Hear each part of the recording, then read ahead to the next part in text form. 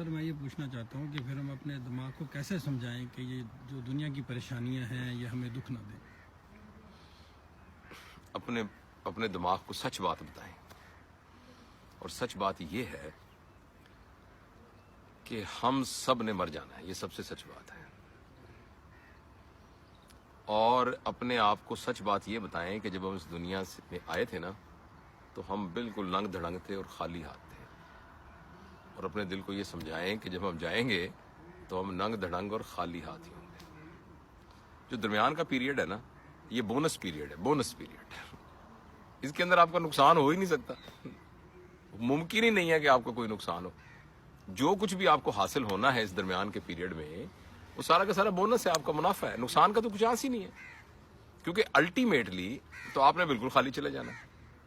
اور جتنی ہماری ایفرٹ ہے اس دنیا کے اندر خوشی حاصل کرنے کی، اس کو اگر آپ غور سے دیکھیں تو اس کے نتیجے میں جو چیزیں پروڈیوس ہوتی ہیں یا جو حیثیت پروڈیوس ہوتی ہے، وہ ساری کی ساری حیثیت یہ درمیان کے سفر کے لیے ہی ہے، بس آگے کے لیے تو کچھ نہیں ہے۔ تو اپنے آپ، اور دوسرا ہے کہ یہ ناگزیر ہے، مر جانا ناگزیر ہے۔ آپ جتنا مرضی کہتے رہے، روزانہ تسبیحاں کرتے رہے اس بات کی، میں نے نہیں مرنا، میں نے نہیں مرنا، میں مرنا نہیں چاہتا، میں مرنا نہیں چاہتا، اب جو مرضی کرتے رہے، جتنے مرضی خلوص سے کرتے رہے، مر تو جانا ہے۔ معاف کیجیے گا، مطلب اللہ کرے اللہ آپ کو بہت لمبی زندگی دے، لیکن میں آپ کے ساتھ یہ خبر شیئر کرنا چاہتا ہوں سیکریٹ کہ بہرحال آپ نے اور میں نے مر جانا ہے۔ اور اتنے ہمارے ارد گرد جتنے ہمیں پیارے نظر آ رہے ہیں اپنے، جن کے سانس کے ساتھ ہمارا سانس سڑکتا ہے، انہوں نے بھی مر جانا ہے۔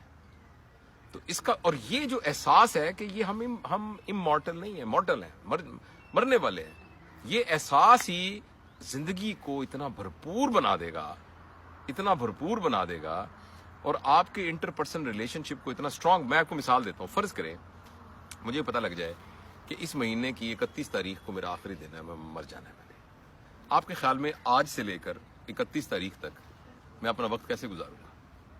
اس دوران میں مجھے کوئی ہوش ہوگا کہ میں لوگوں کی بےایمانی کر کے لوگوں سے پیسے ہتھیاؤں؟